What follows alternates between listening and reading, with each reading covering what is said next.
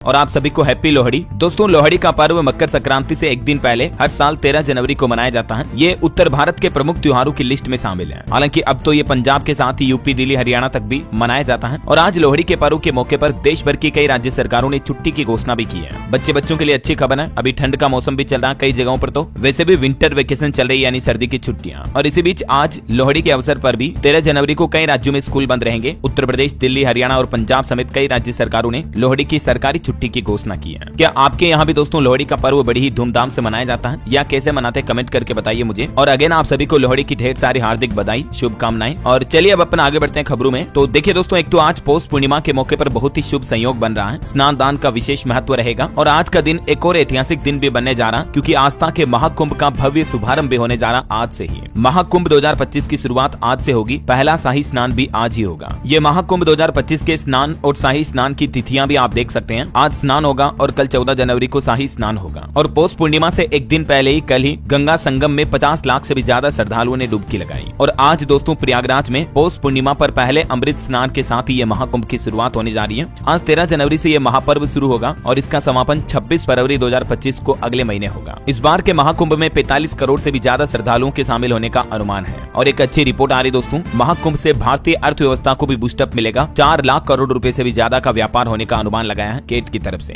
धर्म का ये महापर्व महाकुंभ 2025 आज से ही प्रयागराज में सनातन का शक्ति केंद्र शुरू होगा। अगले 45 दिन तक हर रोज लाखों मंत्र जाप और आहुतियां दी जाएगी। तो आप सभी को महाकुंभ के महापर्व की भी ढेर सारी हार्दिक बधाई। आगे बताऊंगा मैं आपको महाकुंभ से जुड़े कुछ और अपडेट भी। और दोस्तों, आज का दिन हमारे भारत के अंतरिक्ष क्षेत्र में भी एक विशेष दिन है। आज ही के दिन देश के पहले अंतरिक्ष यात्री राकेश शर्मा का जन्म हुआ था, जिन्होंने अंतरिक्ष से भारत को देखकर कहा था, सारे जहां से अच्छा हिंदुस्तान हमारा। 13 जनवरी 1949 को पंजाब में इनका जन्म हुआ था। चलिए दोस्तों आगे बढ़ते हैं अपन खबरों में। देखिए पहली खबर, प्रधानमंत्री नरेंद्र मोदी आज जम्मू कश्मीर के सोनमर्ग में सुरंग परियोजना का उद्घाटन भी करेंगे। जेड मोड़ टनल का उद्घाटन करेंगे पीएम मोदी। और इस टनल की शुरुआत होने के बाद जम्मू में पर्यटन वगैरह को बढ़ावा मिलेगा। मैंने आपको बताया था अपडेट, है ना। और वहीं आपको पता होगा कल राष्ट्रीय युवा दिवस मनाया गया। स्वामी विवेकानंद की जयंती के मौके पर पीएम मोदी ने युवाओं को संदेश देते हुए कहा कि युवाओं में टीम की भावना होना जरूरी है। इस मौके पर प्रधानमंत्री ने विकसित Bharat young leaders dialogue summit का भी उद्घाटन किया। पीएम मोदी ने प्रदर्शनी का दौरा किया और युवाओं से बातचीत भी की। पीएम ने देश के युवाओं को संबोधित करते हुए कहा कि अगले 25 सालों के रोड मैप में यूथ की भूमिका अहम होगी। नई दिल्ली के भारत मंडपम में आयोजित विकसित भारत यंग लीडर्स संवाद 2025 के कार्यक्रम में पीएम मोदी ने देश के युवाओं को संबोधित किया। और इस दौरान प्रधानमंत्री ने युवाओं को साल 2047 तक विकसित भारत बनाने का संकल्प भी याद दिलाया और युवाओं को मोटिवेशन देने की एक बहुत ही अच्छी बात कही प्रधानमंत्री ने। पीएम बोले कि लक्ष्य एक जड़ी बूटी है, इसके बिना कोई जीवन नहीं है। जो लोग कहते हैं ना कि छोड़ो यार होता रहता है, वो मरी हुई लाश जैसे है। मतलब प्रधानमंत्री का युवाओं से ये कहना है कि हमें अपनी जिंदगी में एक लक्ष्य चुनना चाहिए। हम क्यों जिंदा हैं, क्यों जी रहे हैं, आगे आने वाले 1 साल, 2 साल, 5 साल, 10 साल में हम क्या करने वाले हैं, ये विजन होना चाहिए हमारे पास। पीएम ने कहा कि हमारे सामने 25 साल का गोल्डन पीरियड है। मैं पूरी तरह से आत्मविश्वास से भरा हूं कि भारत की युवा शक्ति विकसित भारत का सपना जरूर साकार करेगी। आज हर सेक्टर्स में भारत लक्ष्यों को तय समय से पहले हासिल कर रहा है। कोरोना काल का समय भी याद दिलाया पीएम ने और कहा कि भारत के वैज्ञानिकों ने समय से पहले वैक्सीन बनाकर दुनिया को दिखा दिया। दुनिया ने चंद्रयान की सफलता देखी, अब गगनयान की तैयारी में है। जैसे विवेकानंद जी का आप पर भरोसा था, मेरा विवेकानंद जी पर भरोसा है। मुझे उनकी कही हर बात पर भरोसा है। आज पूरा देश स्वामी विवेकानंद को याद कर रहा है। तो कुछ यूं पीएम मोदी ने इस कार्यक्रम के दौरान प्रदर्शनी में युवाओं से उनके प्रोजेक्ट से जुड़ी जानकारियां भी ली। कुछ तस्वीरें आप देख सकते हैं। आगे प्रधानमंत्री कहते हैं कि देश के नौजवानों के साथ मेरा नाता परम मित्र वाला है। विश्वास ही सबसे मजबूत कड़ी है। और दोस्तों, इस मौके पर भारतीय अंतरिक्ष एजेंसी इसरो के नए चीफ ने भी कहा कि पीएम मोदी के 2047 तक विकसित भारत विजन के लिए छात्र कड़ी मेहनत करें। ये इसरो के नवनियुक्त चीफ है नारायणन,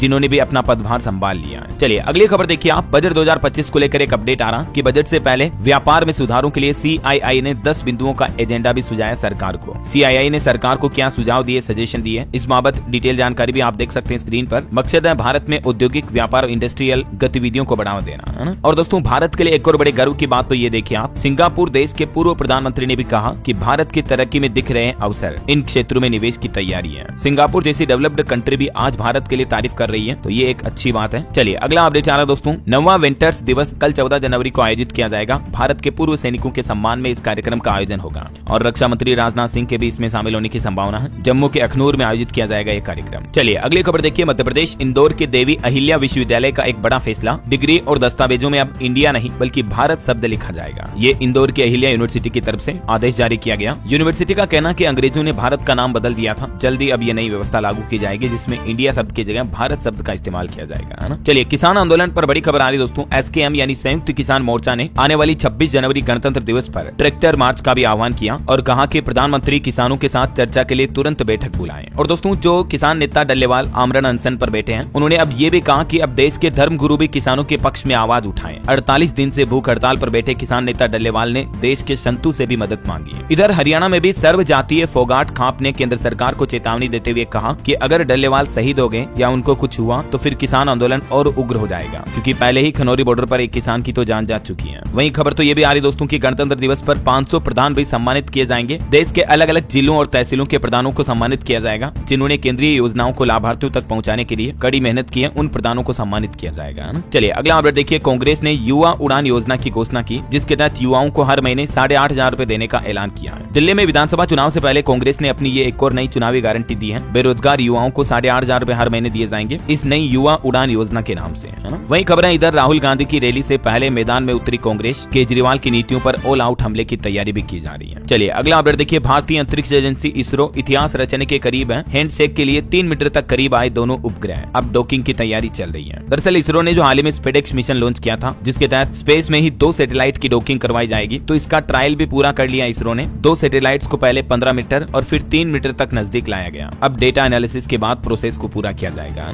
चलिए अगली खबर देखिए। मकर संक्रांति के पर्व से पहले गुजरात हाईकोर्ट ने बड़ा फैसला सुनाया और चाइनीज डोर यानी जो पतंग उड़ाने की चाइनीज मांझा होता है उस पर पूरी तरह से बैन लगाने का, प्रतिबंध लगाने का आदेश जारी कर दिया। वहीं खबर है दोस्तों अमेजोन के प्राइम मेंबर्स के लिए रात 12 बजे से ही सेल शुरू हो चुकी है। बाकी सब कस्टमर के लिए भी आज दोपहर 12 बजे से सेल शुरू हो जाएगी। अमेजोन ने गणतंत्र दिवस के मौके पर ग्रेट रिपब्लिक डे सेल के नाम से ये नई सेल की घोषणा की है, जो कि आज से शुरू हो जाएगी। कई सारे प्रोडक्ट पर आपको अच्छा खासा डिस्काउंट देखने को मिलेगा। और वहीं खबर है टीम इंडिया के क्रिकेटर युवराज सिंह के पिता योगनाथ ने हिंदी को बताया औरतों की भाषा और पंजाबी को बताया मर्दों की भाषा। उसके बाद इनके इस बयान पर काफी विवाद छिड़ गया, क्योंकि ये विवादित बयान देकर सोशल मीडिया पर अभी काफी मुद्दा बना हुआ है। और वहीं खबर है छत्तीसगढ़ के प्रभ तेज सिंह भाटिया बनाए गए BCCI के नए कोषाध्यक्ष, नए सचिव ने भी संभाला पद। अब ये सितंबर 2025 तक अपने पदभार पर रहेंगे। और बड़ी खबर आ रही है दोस्तों, भारतीय सीमा पर कांटेदार तारबंदी को लेकर भारत बांग्लादेश के बीच तानातानी फिर से बढ़ी। भारतीय उच्चायुक्त को बुलाकर चिंता भी जताई गई। भारत बांग्लादेश के बीच आपको पता होगा पिछले कई दिनों से कंट्रोवर्सी चल रही है। इसी बीच अब सीमा पर तारबंदी को लेकर एक बार फिर से ये नया विवाद पैदा हो गया। चलिए खबर देखिए। मध्य प्रदेश में 11 गाँव के नाम बदले गए। शेखपुर का नाम बदलकर अब अवधपुरी कर दिया है। मोहम्मदपुर का नाम बदलकर अब मोहनपुर कर दिया है। मध्य प्रदेश की मोहन यादव सरकार ने मुगलिया सल्तनत के जमाने में गाँव के रखे गए नामों को अब बदल रही है और इसी के तहत CM मोहन यादव ने MP के शाजापुर जिले के 11 गाँव के नामों को बदलने का ऐलान कर दिया है। ये कुछ प्रमुख गाँव के पुराने नाम और नए नामों की लिस्ट भी आप देख सकते हैं। चलिए खबर आ रही है महाराष्ट्र में एशिया का दूसरा सबसे बड़ा इस्कॉन मंदिर बनकर तैयार हुआ। प्रधानमंत्री नरेंद्र मोदी परसों 15 जनवरी को इस मंदिर का लोकार्पण करेंगे। महाराष्ट्र के नवी मुंबई के खारगर में पिछले 12 सालों से बन रहा है ये इस्कॉन मंदिर आखिरकार अब बनकर कंप्लीट तैयार हो चुका है। 9 एकड़ एरिया में फैला ये एशिया का दूसरा सबसे बड़ा इस्कॉन मंदिर है। इस मंदिर की भव्यता का अंदाजा आप इसकी तस्वीरों को देखकर लगा सकते हैं। चलिए अगली बड़ी खबर देखिए। अब पूरे उत्तर प्रदेश में ये नया आदेश लागू हुआ। हेलमेट नहीं तो तेल नहीं मिलेगा। पेट्रोल लेने के लिए यूपी सरकार की तरफ से नियम बदल दिए हैं और सभी पेट्रोल पंप संचालकों को सख्त निर्देश भी जारी किया है। उत्तर प्रदेश सरकार ने यूपी में no helmet no petrol policy लागू कर दी है। तो अब अगर आप पेट्रोल पंप पर जाते हो दोस्तों तो हेलमेट लगा करके ही जाएं, वरना आपको फिर तेल नहीं मिलेगा। क्योंकि दोस्तों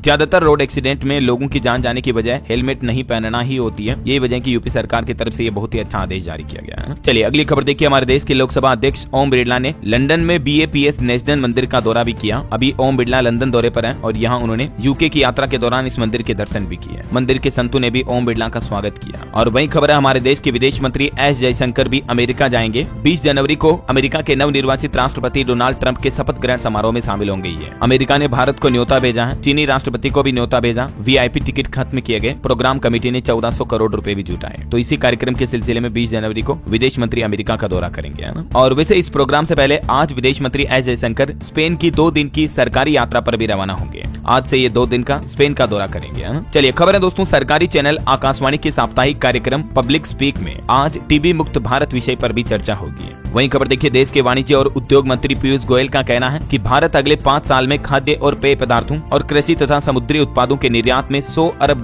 का आंकड़ा भी पार कर जाएगा। चलिए अगली बड़ी खबर आ रही दोस्तों, कल रविवार को आपको पता होगा BPSC की 17वीं PT परीक्षा को रद्द कराने की मांग को लेकर बिहार बंद रखा गया। तो इस बिहार बंद में तोड़फोड़ के लिए पप्पू यादव पर FIR भी दर्ज हुई। 15 उपद्रवियों को डिटेन किया गया। बिहार पटना में जबरन दुकानें बंद कराई गई थी। कटिहार में भी राहगीर के साथ मारपीट की घटना देखी गई। तो काफी माहौल भी बिगड़ा कल इस BPSC एग्जाम को लेकर। और वहीं खबर खबर है दोस्तों, असम राज्य में जो वो खदान के अंदर रेस्क्यू ऑपरेशन चल रहा है उसके 7वें दिन देखिए अब तक टोटल 4 मजदूर निकल चुके हैं बाहर, लेकिन 5 मजदूर अब भी फंसे हुए हैं। खदान में पानी का लेवल 15 मीटर तक घटा। वहीं बड़ी खबर आ रही, छत्तीसगढ़ में सुरक्षा बलों ने 5 नक्सलियों को मार गिराया। मारे गए नक्सलियों में 2 महिलाएं भी शामिल रही। समूह के पास से कई हथियार भी बरामद हुए हैं। और एक बड़ी महत्वपूर्ण अच्छी काम की खबर देखिए आप, 250 रुपए से भी कम में अब आप SIP शुरू कर पाएंगे, यानी स्टॉक मार्केट के म्यूचुअल फंड में इन्वेस्टमेंट कर पाएंगे। जल्द ही सेबी की तरफ से ये नए नियम लागू किए जाएंगे ताकि मतलब लोग बाग अपनी छोटी छोटी रकम छोटी छोटी बचत करके इन्वेस्टमेंट को बढ़ा सके, है ना। क्योंकि जिन लोगों की सैलरी कम होती है, जिनकी आमदनी कम होती है, तो वो अब मात्र 250 रुपए में भी SIP यानी सिस्टमेटिक इन्वेस्टमेंट प्लान के तहत निवेश कर पाएंगे, है ना। और पॉलिटिक्स से बड़ी खबर आ रही है, गृह मंत्री अमित शाह ने कहा कि शरद पवार की विश्वासघाती राजनीति दफन हुई। उद्धव फरेब करके मुख्यमंत्री बने, महाराष्ट्र ने उनको जगह दिखाई। गमंडिया गठबंधन भी बिखर रहा है। गृह मंत्री अमित शाह ने इंडिया गठबंधन पर भी ये अपने विचार साझा किए। चलिए अगला अपडेट आ रहा है ऑटो इंडस्ट्री से देखिए आप, महिंद्रा थार रॉक्स को Indian car of the year 2025 का अवार्ड मिला, क्योंकि इसकी लॉन्चिंग के दौरान मात्र 1 घंटे में ही 1.25 लाख से भी ज्यादा बुकिंग मिली थी।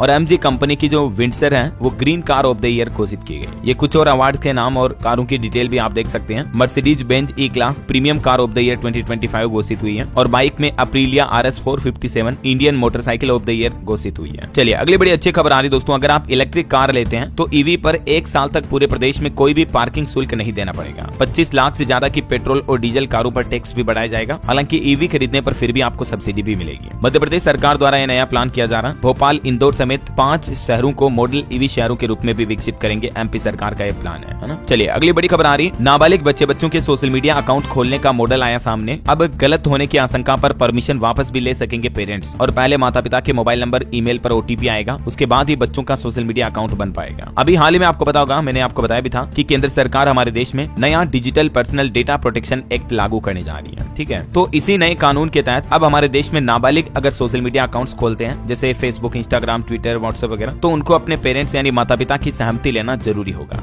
वैसे अभी इस मुद्दे पर केंद्र सरकार ने लोगों से सुझाव भी मांगे हैं, तो आप इस ऑफिशियल पोर्टल पर जाकर अपने सजेशन वगैरह दे सकते हैं। ठीक है ना। वैसे केंद्र सरकार जो ये digital personal data protection bill लाने जा रही है, इस बिल से जुड़ी कुछ और खास बातें आप देख सकते हैं स्क्रीन पर, और ये नए ड्राफ्ट में ये प्रावधान भी होंगे। ठीक है, चलिए अगली एक जरूरत की खबर देखिए आप, रोड एक्सीडेंट को लेकर रिपोर्ट सामने आ रही कि रोजाना रोड एक्सीडेंट में तकरीबन 493 लोग मरते हैं हमारे देश में, जबकि सिर्फ हेलमेट लगाने से ही साल भर में 30,000 जिंदगियां बचाई जा सकती है। इसलिए ट्रैफिक नियमों का पालन करें। बाइक पर चल रहे हैं तो हेलमेट जरूर लगाएं, और कार में चल रहे हैं तो सीट बेल्ट का इस्तेमाल जरूर करें। रोड सेफ्टी का मतलब केवल नियमों का पालन नहीं है, बल्कि ये आपकी एक जिम्मेदारी है। सड़क पर चलते समय अपनी जिंदगी के साथ साथ हमें दूसरों की जिंदगी का भी ख्याल रखना चाहिए, है ना। ये देखिए दोस्तों आप, पिछले साल के ही सड़क दुर्घटना के डेटा, साल 2024 के दौरान 1,80,000 लोगों ने अपनी जान गंवाई रोड एक्सीडेंट की घटनाओं में। 2023 में यह आंकड़ा 1,72,000 था, 24 में और बढ़ गया। जरा सोचिए आप। और इसीलिए गाड़ी चलाते समय हमेशा ड्राइविंग के इन 11 जरूरी नियमों का पालन अवश्य करें। वैसे तो आप बच्चे हो नहीं, आपको पहले से ही पता है ये नियमों का हमें पालन करना चाहिए। ठीक है।